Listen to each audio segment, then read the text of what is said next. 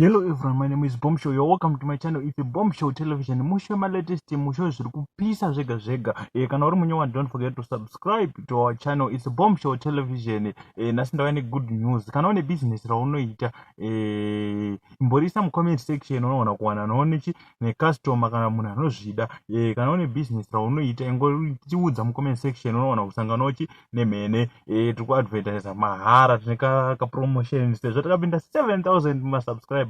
Guys, ndokubigai makapenga. Ndimi munoita tirambe tichiendera kumberi tichaga ma latest. So ndisinganyanye kupedza nguva. Kana uri munyowa ndinokuchingamidza nemufaro. Don't forget to subscribe to our channel. Ndisinganyanye kupedza nguva. Let's get into today's story and don't forget to advertise your business with us. Number munozowana pa description ye channel kana kuti ndichadzisa mu comment section. Saka rega tipinde munyaya yanhasi.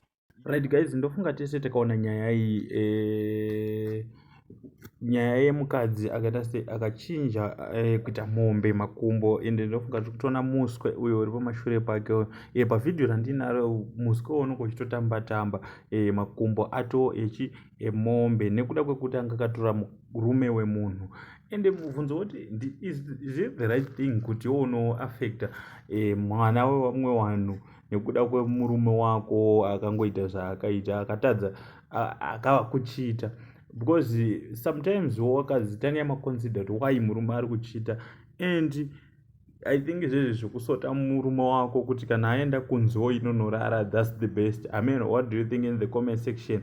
Ngotaurawo mafacts andafunga nekurwadzwa kwandaona munhu akutambudzika zvakadai. Saka nyaya iri pakuti akurapwa pane n'anga iri kuita se iri kumubatsira but ameno oda kuti muonewo video kuti zvinobuda here.